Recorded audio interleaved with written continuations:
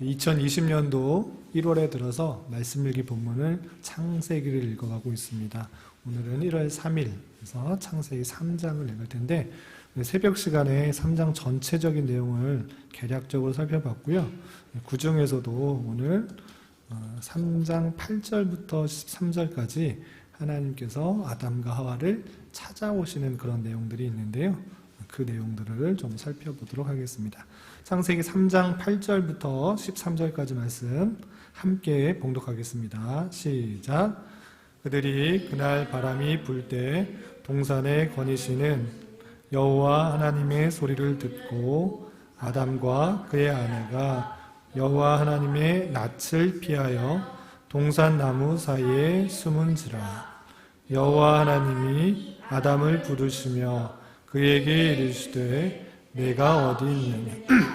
이르되 내가 동산에서 하나님의 소리를 듣고 내가 벗었으므로 두려워하여 숨었나이다. 이르시되 누가 너의 벗었음을 내게 알렸느냐. 내가 내게 먹지 말라 명한 나무 열매를 내가 먹었느냐. 아담이 이르되 하나님이 주셔서 나와 함께 있게 하신 여자 그가 그 나무 열매를 내게 주므로 내가 먹었나이다. 여호와 하나님이 여자에게 이르시되 내가 어찌하여 이렇게 하였느냐. 여자가 이르되 뱀이 나를 꿰므로 내가 먹었나이다. 아멘. 예. 추운 날씨에 피곤한 시간인데도 불구하고 이 시간에 여기까지 나오신 여러분들 위해 하나님의 크신 은혜가 함께하기를 진심으로 기원합니다. 예, 오늘 함께 살펴볼 말씀은 창세기 3장에서도 하나님께서 범죄한 인생, 범죄한 최초의 사람인 아담과 하와에게 찾아오셔서 하신 말씀을 좀 살펴보려고 합니다. 우리가 창세기 1장, 2장, 3장 이 내용들은 어려서부터 신앙생활을 했다고 하면 많이 들어본 내용들일 거예요. 창세기 1장에 혹시 어떤 내용들이 나오는지 아세요? 네. 하나님이 천지를 창조하신 이야기. 며칠 동안 창조하셨죠? 6일. 6일 동안 창조하신 내용이 1장에 잘 나오고 있어요. 그럼 2장에는 어떤 내용이 나올까요?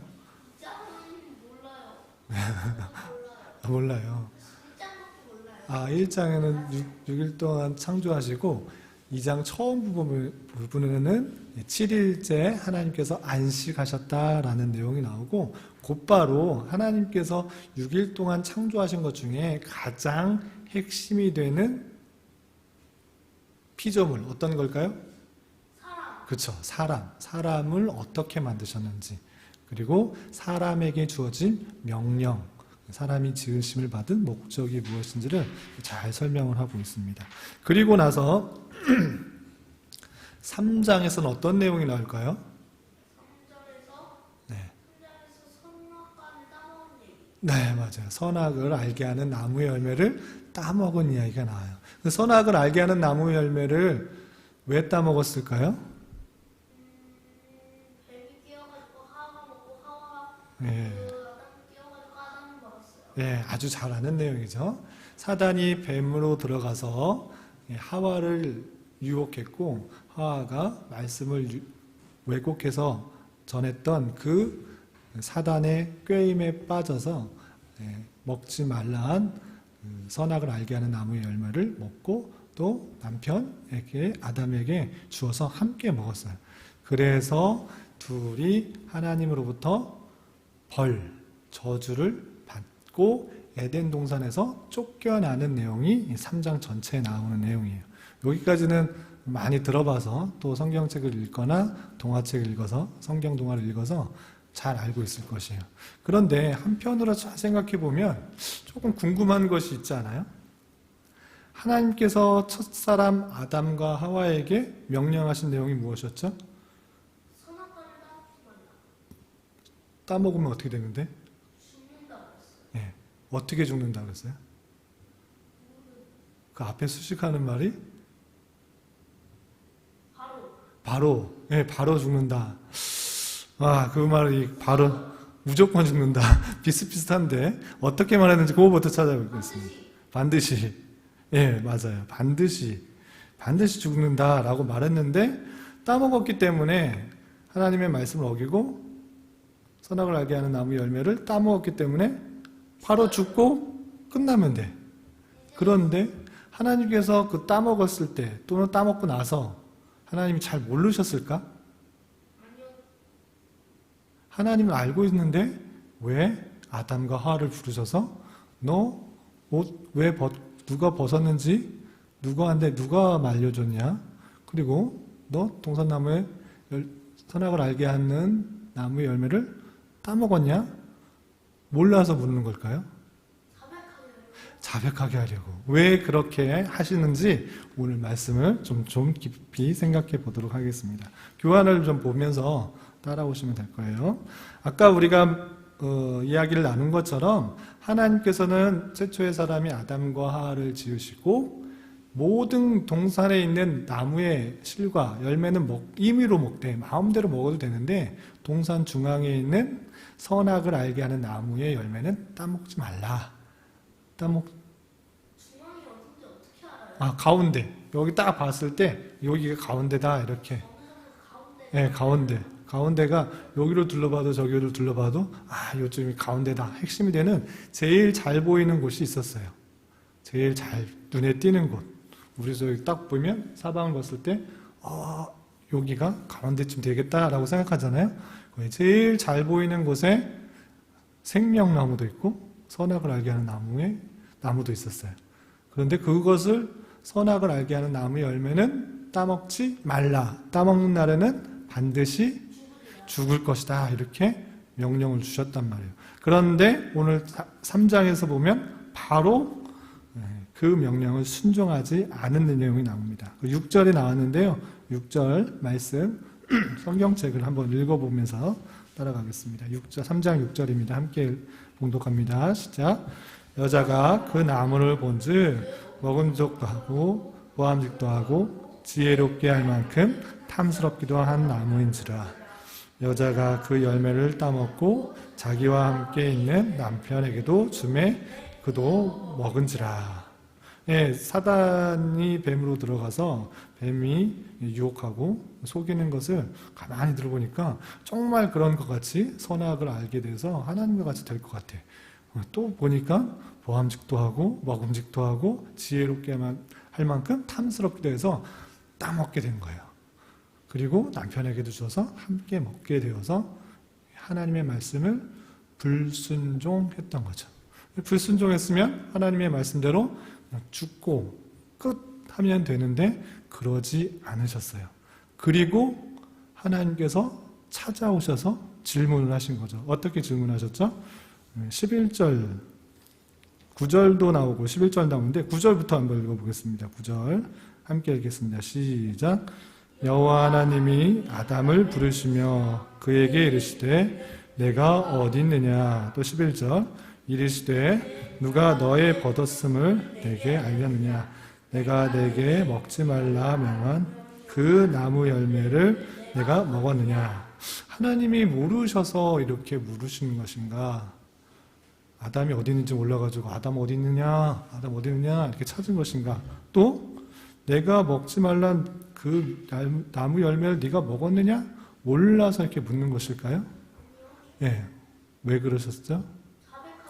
예, 스스로 고백하게 하려고 그랬는데 아담과 하와는 어떻게 반응을 했죠? 우리가 읽은 것처럼 아담에게 물렀더니 아담은 이렇게 어떻게 변명했어요? 하와가 먹으라고 해서 먹었다. 예, 하와가 먹으라고 해서 먹었다라고까지만 해도 그나마 좀 봐주려고 했는데 뭐라고 했냐면 아담이 12절 하나님이 주셔서 나와 함께 있게 하신 여자.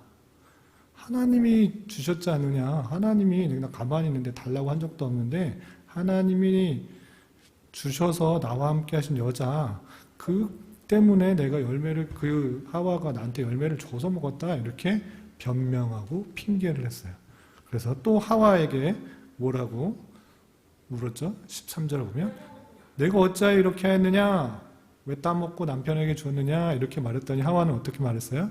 뱀이 네, 뱀이 끼어서 먹었다 이렇게 자신의 잘못을 말하지 않고 남을 탓하면서 변명했던 것이에요.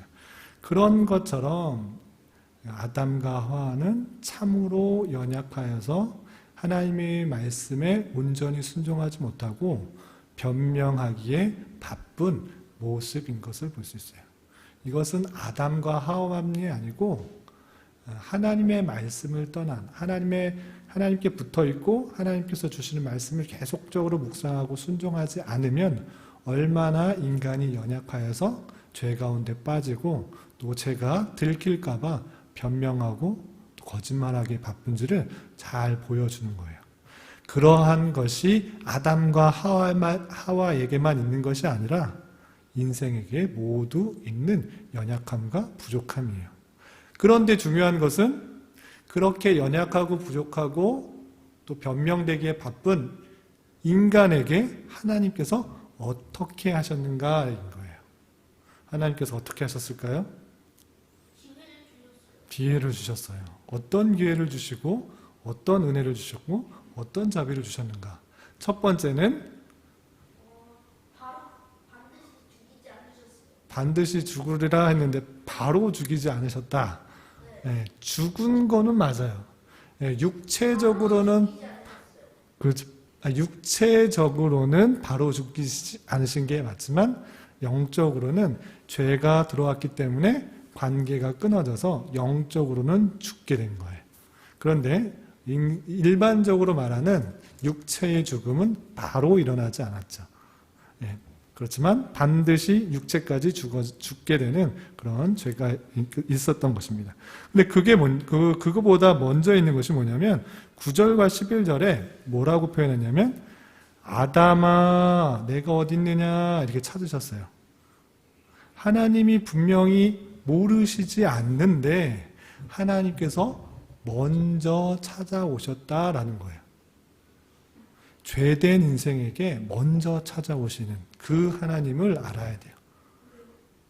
하나님께서 그만큼 은혜가 많고 자비롭다는 뜻이에요. 죄인들, 내가 싫어하는 사람들, 우리 주변에 특히 반에 그런 사람이 혹 있을 수도 있어요. 어떤 사람이 있냐면 남의 물건을 빼앗고 남을 괴롭히고 치고 받고 하는 나쁜 친구가 혹 있을 수도 있어요. 있었어요? 아이고, 네. 네, 장난이 심한 친구도 있는데 장난이 더 심하다 못해. 심하다 못해. 혹시 시온의 반 친구 중에 그런 친구 있었어요?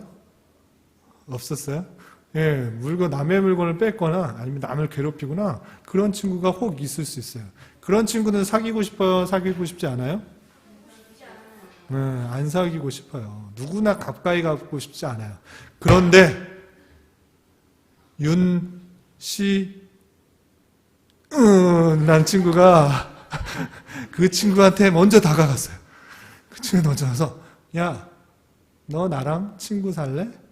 나랑 같이 밥 먹을래? 너 나랑 같이 놀래? 이렇게 말했어요. 그 친구는 어땠을까요? 응? 쟤 뭐야? 나를 좋아하나? 나한테 관심 있나? 이렇게 생각할 수 있을까요? 없을까요? 예, 다 나를 싫어하는데 다 나를 따돌리려고 하고 나를 필요하는데 먼저 찾아와서 손잡아주고 이름 불러주고 같이 있자라고 말하면 얼마나 기분이 좋아요.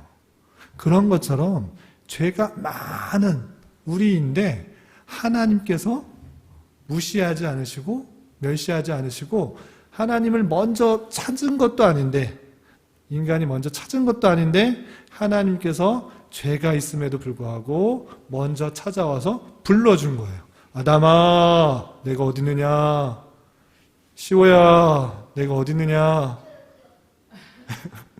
시온아 내가 어디 있느냐. 먼저 찾아와 준다는 게 얼마나 큰 자비고 은혜인가를 생각할 수 있어야 돼요. 하나님께서 아담과 하와가 죄가 있는지도 알매도 불구하고 먼저 찾아와서 그가 어떠한 죄를 범했는지 스스로 생각하고 스스로 깨달을 수 있도록 맡아 주신 것이에요. 그만큼 하나님께서는 하나님의 지으신 백성을 사랑하시고 또 인격적으로 대우해 주신다는 그 사실들을 알 수가 있습니다. 두 번째로 또 하나님이 얼마나 은혜롭고 자비로우신가 15절 보면 이런 표현이 있습니다. 3장 15절 말씀 함께 읽어보겠습니다. 시작. 내가 너로 여자와 원수가 되게 하고 내 후손도 여자의 후손과 원수가 되게 하리니 여자의 후손은 내 머리를 상하게 할 것이요 너는 그의 발꿈치를 상하게 할 것이니라 하시고, 요거는 뭐냐면 뱀에게 하나님께서 저주하시는 그런 심판의 내용이에요. 뱀한테 내가 너로, 하나님이 너로, 그래서 뱀인데, 그래서 뱀이라고 단순히 뱀이 아니고 사탄을 뜻하는 거예요. 사단과 여자의 원수가 된다라고 하고 있어요. 여기서 여자는 하나님의 택하신 백성들 전체를 뜻하는 거예요. 사단과 하나님의 백성, 원수가 되게 한다고 그랬어요. 그리고 내 후손도 여자의 후손과 원수가 되게 하리니 사단과 그의 졸개들, 귀신들, 악한 영들이 있을진데 그것과 여자의 후손, 하나님의 백성들로 계속 이어지다가 하나님의 택하신 구원자, 메시아, 그것과 계속 원수가 되도록 한다고 하고 있어요. 중요한 것은 무엇이냐면 여자의 후손이 내 머리를 상하게 할 것이요. 여기서 내 머리는 누구의 머리예요? 사단의 머리. 사단의 머리를 상하게 할 것이고 여기서 너는 누구예요? 네. 맞아요. 뱀은 그의 발꿈치를 상하게 할 것이라. 여기서 그는 누구예요? 벌써 나왔어. 여자의 후손. 여기 앞에 바로 그의 발꿈치니까 여자의 후손의 발꿈치를 상하게 할 것이라 이렇게 표현했어요. 그래서 여자의 후손은 누구냐면 예수님을 말하는 거예요. 그래서 사단은 예수님의 발꿈치를 상하게 한대. 그러면 시호한테 물어볼게요. 사단이 예수님의 발꿈치를 언제 상하게 했을까요?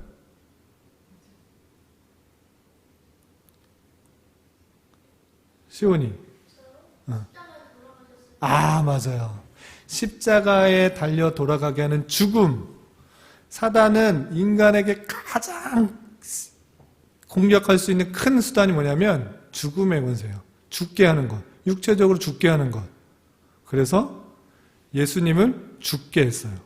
그렇지만 그것은 예수님을 어떻게 한 것이라고?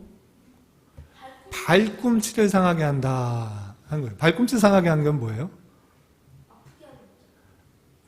인체 큰 몸 중에 발꿈치 상한 건 아주 작은 게 다치는 거예요. 특히나 중동에서 사막에서 걸 때 좋은 신발들이 아니었기 때문에 돌을 밟거나 어디 부딪히는 경우가 많았어요. 그래서 발꿈치를 다치는 경우가 많았을까요? 적었을까요? 많았어요. 그래서 발꿈치 상하는 것은 예수님의 아주 작은 부분을 상하게 한 것뿐이에요. 그렇지만 예수님은 사단의 머리를 상하게 한다고 그랬어요. 그럼 무슨 뜻일까요? 사단의 머리 인체 중에 가장 충격이 크고 중요한 부분이죠. 머리가 시키는 대로 몸이 행하게 돼 있잖아요. 가장 중요한 부분, 핵심되는 부분을 상하게 한다. 사단의 가장 큰 권세, 죽음의 권세를 깨뜨린다라고 말해주고 있는 거예요. 그 말의 뜻은 무엇이냐면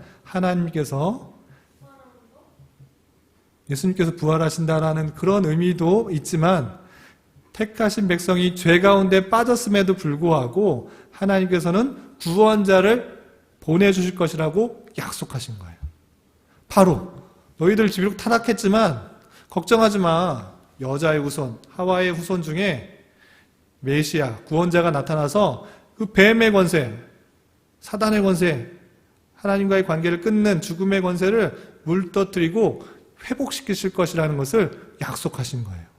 이 내용을 최초의 복음, 그래서 원시 복음 또는 원복음이라고 해요. 복음의 핵심, 3장 창세기부터 예수 그리스도가 예표되어서 사단의 권세를 끝이고 구원케 하신다는 말씀을 하신 거예요. 예, 뭐 물어볼 거예요? 작은 고추가 맵다는 말이 있잖아요. 그럼 좀 발꿈치 다치면 아프던데.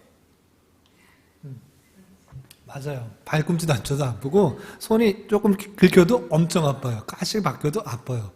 그렇지만 생명에는 지장이 있을 수 있는데 큰 지장이 없어요. 이거는 상징적인 표현이에요. 실제 예수님께서 발꿈치 다치셔가지고 죽으셨어요? 돌아가셨어요? 아니잖아요.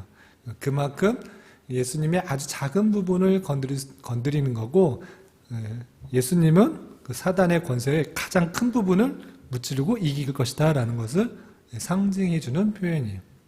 그리고 여자의 후손 했을 때 여자의 후손이 누군지 많은데 여자의 후손이라는 것은 대표, 예수님을 대표하는 상징적인 언어로 이해하시면 될 거예요. 그만큼 타락한 인생에게 바로 구원과 회복과 메시아를 약속해 주시는 하나님을 볼 수 있어야 돼요. 또 하와와 아담, 뱀만 이렇게 저주를 받은 것이 아니라 심판을 받은 것이 아니라 아담과 하와도 벌을 받았어요. 어떤 벌을 받았을까요? 하와는 에덴 동산에 떠나는 거 맞는데 어떤 벌을 구체적으로 받았는지 우리 16절 우리 시호가 한번 읽어보겠습니다. 16절 시호가 한번 크게 한번 읽어주세요. 16절 17절 시작. 또 여자에게 이르시되 내가 내게 임신하는 고통을 크게 더하리니 내가 수고하고 자식을 낳을 것이며 너는 남편을 원하고 남편은 너를 다스릴 것이니라 하시고, 예, 16절까지 읽었어요. 예, 여자한테 벌을 내린 거예요. 어떤 벌을 내리셨다고? 임신하는 고통, 또 수고하고 자식을 낳는 것, 남편을 원하게 되는 것, 남편이 여자를 다스리게 될 것, 이렇게 벌을 내리셨어요.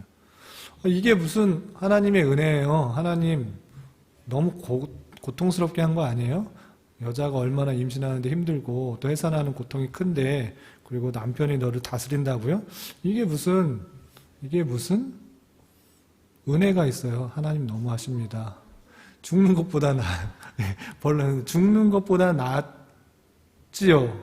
예, 그것도 있고 또 하나는 해산하는 고통을 통해서 계속적으로 자손을 낳는 중에 앞서서 말한 것처럼 그의 자손 중에 하나님의 아들인 메시아 예수 그리스도가 나타나게 될 것이라는 것을 보여주는 거예요.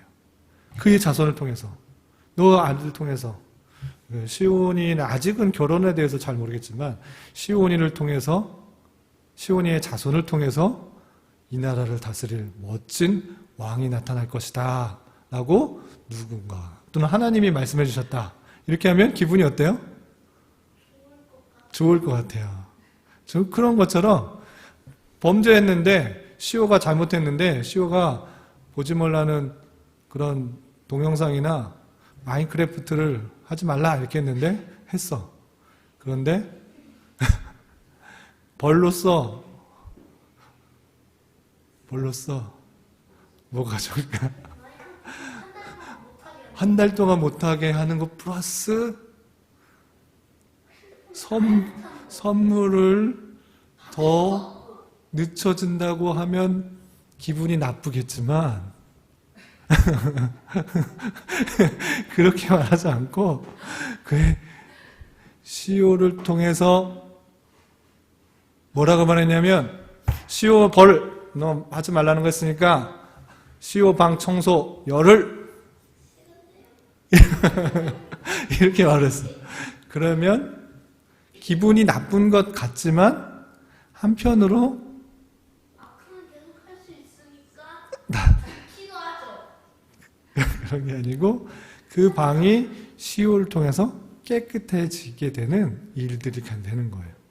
마찬가지로 아담에게도 어떤 벌을 내리셨냐면 17절 제가 읽어보겠습니다. 아담에게 이르시되 내가 내 아내의 말을 듣고 내가 내게 먹지 말라 한 나무 열매를 먹었은즉 땅은 너로 말미암아 저주를 받고 너는 내 평생에 수고하여야 그 소나무를 먹으리라. 에덴 동산에서는 수고하지 않아도 그냥 열려서 따먹는 그 열린 거는 따 먹을 수 있었는데 농사하고 뭐 그렇죠. 농사하고 힘을 내고 땀을 흘려야 돼요. 왜냐하면 너로 말미암아 땅도 저주를 받았어요. 그래서 땅이 내게 가시덤불과 엉겅퀴를 낼 것이에요. 수고하지 않으면 그 잡초만 나는 거예요. 그래서 열심히 수고해야지, 땀을 흘려야지 좋은 작물들이 나타나게 돼요.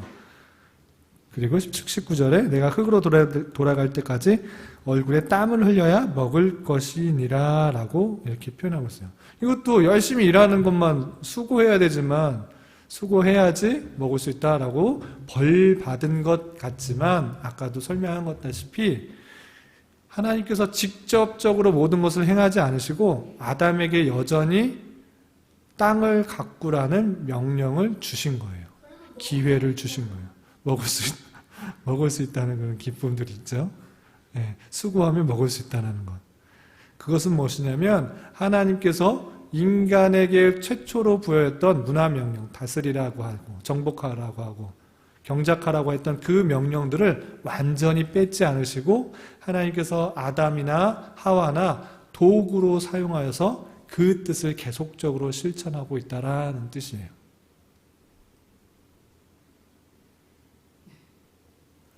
시온이시오가 좋아하는 프로그램 런닝맨이라고 있어요. SB의 방송사에서 아주 런닝 프로그램이 있는데 아주 재밌어요. 거기에 1000회 특집이 열렸는데 1000회 특집 때 뭐였냐면 유재 아저씨가 함께 참여할 게스트를 모집하는데 연예인이 아니라 일반 사람을 모집한대. 딱 7명. 그런데 그 중에 6명은 어린아이로 한대. 초등학생. 그 중에 5명은 인천에 사는 초등학생을 한대. 그 중에 4명은 서창초등학교. 그 중에 3명은 4학년과 3학년. 그리고 2명은 남자. 내가 할 거야. 각 반에서 막 3학년, 4학년 애들이 손 들고 내가 갈 거야. 그랬는데 마침 시온이쇼가 뽑혔어. 안 갈 건데 뽑혀. 그런데 갔더니 주인공의 역할을 할 수가 없었고 정말 게스트였어. 이름 띄게 하는데 카메라에 잠깐만 비치고 잘 안 비쳤어요. 그래도 그 뽑힌 2명은 기분이 좋을까 나쁠까? 좋죠. 그만큼 유명한 프로그램에 내가 조금이라도 나오고 멋진 유재 아저씨도 보고 힘 있는 김종 아저씨도 보고 예쁜 송지 누나도 보고 사인도 받고 그렇게 작은 부분이라도 참여할 수 있다는 것이 기쁨이 되는 것처럼 하나님의 놀라운 계획 가운데 하나님의 일들을 하는 도구로 쓰임받는다는 것, 그것이 얼마나 큰 기쁨인지 알아야 돼요. 단순히 난 런닝맨 게스트로 갔는데 괜히 뛰어다니고 카메라도 안 잡히고 이름만 5분 만에 띠꼈어. 이렇게 불평할 게 아니라 정말 좋아하는 프로그램에 게스트로 나와서 얼굴은 2번밖에 안 잡혔지만 나는 멋진 아저씨도 봤어. 내가 좋아하는 아저씨도 봤어. 이렇게 말할 수 있는 것처럼 놀랍고 크시고 아름다우시고 선하신 그 하나님께서 다른 누구가 아니라 우리를 통해서 하나님의 도구로 쓰임받고 하나님의 계획 가운데 참여하게 된다는 것, 이것이 큰 기쁨이라는 사실들을 잊지 말아야 돼요. 네, 그래서 하나님께서 벌을 주셨지만 그 벌은 택하신 백성들을 미워서 저주하려고 끝내버리려고 하는 벌이 아니라 다시 회복하고 다시 돌아오게 하기 위한 벌이라는 사실들을 잊지 말고 그 가운데서도 하나님께서 역할들을 감당하는 도구로 쓰이게 하셨다는 그 사실들로 은혜에 감사할 수 있어야 될 것이에요. 그리고 21절에 하나님께서 징계 중에서 또 어떤 은혜를 베풀었는지 한번 21절 읽어보겠습니다. 시작. 여호와 하나님이 아담과 그의 아내를 위하여 가죽옷을 지어 입히시니라. 아멘. 예, 이때 당시에 다 벗고 있어야 됐고, 근데 벗은 것이 부끄러웠어요. 그런데 그냥 뭐 나무잎 중에 크고 아름다운 모양의 어쩌면 질긴 큰 잎사귀 있는 것도 있을 수 있어요. 정글의 벽치게 김병 아저씨가 정글의 법응의 김병우 아저씨가 나무잎을 막 이렇게 길다란 나무잎하고 좀 넓다란 나무잎하고 이렇게 꼽아가지고 옷을 충분히 멋있게 즐기게 만들 수도 있어요. 그런데 그것보다 훨씬 더 튼튼하고 질기고 몸을 잘 보호할 수 있도록 어떤 옷을 입혀주셨어요? 가죽옷을 입혀주셨어요. 그만큼 하나님께서 택하신 백성을 아예 버리지 않으시고 보호하고 계시다는 사실들도 잊지 말아야 될 거예요. 마지막으로 아담과 하와 범죄 가운데 있음에도 불구하고 하나님께서 그에게 베푸신 은혜와 자비는 무엇인가? 24절 22절부터 24절 함께 읽어보겠습니다. 시작. 여호와 하나님이 이르시되 보라 사람이 선악을 아는 일에 우리 중 하나같이 되었으니 그가 그의 손을 들어 생명나무 열매도 따먹고 영생할까 하노라 하시고 여호와 하나님이 에덴 동산에서 그를 내보내어 그의 근원이 된 땅을 갈게 하시니라. 이같이 하나님이 그 사람을 쫓아내시고 에덴 동산 동쪽에 그룹들과 두루 도는 불칼을 두어 생명나무의 길을 지키게 하시니라. 아멘. 네, 물어볼 거 있어요? 생명을 알게 하는 나무. 마찬가지로 선악을 알게 하는 나무의 열매가 있었잖아요. 그 선악을 알게 하는 나무의 열매에는 어떤 효소나 어떤 성분이 들어있어서 그걸 먹으면 선악을 알게 되는 것일까요? 아닐까요? 시온은 선악을 알게 하는 나무 열매에 짜고 달고 맵고 쓰고 하는 그런 종류 중에 하나에 선악을 알게 하는 성분이 딱 들어있었을까요? 아닐까요? 아니에요. 그것은 무엇이냐면 하나님의 말씀을 지키느냐 안 지키느냐를 확인하기 위한 하나의 수단이었어요. 마찬가지로 생명나무도 그것을 먹게 되면 오래 살 수 있다라는 말씀에 따라서 순종하는 것에 따라서 계속적으로 살 수 있는 그런 약속이 담겨있는 나무인 거예요. 어떤 성분이 있어서 불로초같이 생명을 연장할 수 있는 그런 의미의 내용들은 아니에요.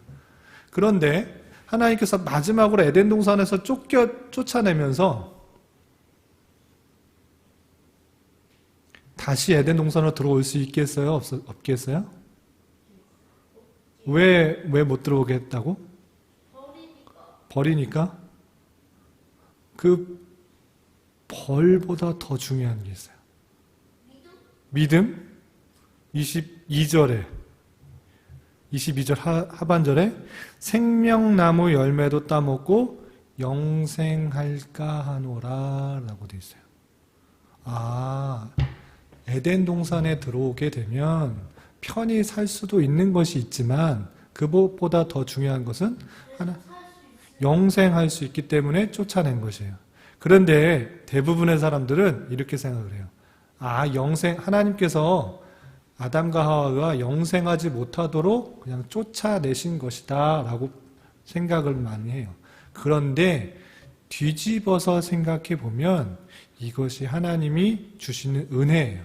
왜냐하면 범죄한 인생이 타락한 세상 속에서 엉겅퀴와 가시덤불이 나는 이 땅에서 육체를 가지고, 죄된 육체를 가지고 오래 사는 것, 평생 사는 것, 죽지 않는 것, 이것이 좋은 것일까요? 나쁜 것일까요? 좋지 않은 거예요. 어떤 아픈 사람이 있어. 100세가 되어서 몸도 아프고 머리도 아프고 속도 아프고 펀다리가 아프고 모든 온몸이 다 아파. 그런데 의사들이 누워있는 그 사람에게 어떤 약을 주어가지고 생명을 연장시키고 또 약을 주고 생명을 연장시키고 할 수는 있지만 그 사람에게는 너무나 고통스러운 일이 될 수도 있어요. 오히려 그 환자에게는 좋지 않은 일이 될 수도 있는 거예요. 마찬가지로 범죄한 인생에게, 타락한 인생에게 우리 안에 여전히 죄성이 있을진데 이 죄성을 가지고 타락한 세상 속에 계속적으로 영원히 사는 것은 그 사람에게 오히려 좋지 않은 것이에요. 하나님의 때에 하나님의 방법으로 이 연약한 육신을 벗고 죄성을 갖고 있는 먹어야 되고 입어야 되고 피곤하면 자야 되고 어떤 것을 해줘야 되는 이 육체를 벗어버리고 하나님께로 가는 것, 하나님께서 주어주신 훈련들을 다 마치고 하나님께 때에 하나님께 가는 것, 그것이 복된 것이에요. 그렇기 때문에 아담과 하와가 동산 중앙에 있는 생명나무를 먹음으로 말미암아 타락한 인생 속에서 영원히 사는 것이 그들에게 해가 되기 때문에 그것을 막은 거예요. 그 사실들을 보면서 하나님께서 타락한 인생, 범죄한 인생에게 얼마나 은혜와 자비를 베푸시는지를 잘 알아서 그때 당시 아담과 하와에게만 은혜를 베푸신 것이 아니라 오늘날에 있어서도 시온이시오 엄마 아빠가 하나님의 말씀을 온전히 순종하지 못했을지라도 또 심판과 징계를 받는 중에서라도 하나님께서는 우리들 택하신 백성들 가운데 먼저 찾아오셔서 그 마음을 어루만져 주시고 이해시켜 주시고 위로해 주시고 다시 회복하게 하시는 그 하나님이시라는 것들을 잊지 말아야 될 것이에요. 그리고 시온이시오가 엄마 아빠 부모님에게 징계를 받을지라도 혼날지라도 부모님이 먼저 찾아오셔서 은혜를 베푸신다는 사실들을 잊지 말고 너무 원망할 필요는 없어요. 그리고 이런 엄마 아빠가 하나님 아버지의 마음을 잘 배워서 그대로 자녀들에게 실천할 수 있어야 돼요. 그런 은혜도 있어야 될 것입니다. 그래서 할 말 있어요? 예, 힘들고 어려운 시간이 있을지라도 또 징계받는 순간이 있을지라도 범죄했을지라도 하나님께서 먼저 찾아오셔서 은혜와 자비를 베푸신다는 사실들을 기억하며 하루하루 살아갈 수 있는 저와 여러분이 되시기를 주님의 이름으로 부탁을 드리겠습니다. 기도하겠습니다. 하나님 아버지 감사합니다. 오늘 말씀을 통해서 범죄한 인생에게도 주님 먼저 찾아오셔서 우리를 먼저 찾으시고 은혜와 긍휼을 베푸시는 주님임을 잘 깨달았습니다. 이러한 하나님을 잘 깨달아 하루하루 살아가게 해주시고 때로는 주님이 느껴지지 않거나 징계받거나 혼난다고 느껴질지라도 주님의 은혜와 긍휼을 붙들며 살아갈 수 있도록 인도하여 주시옵소서.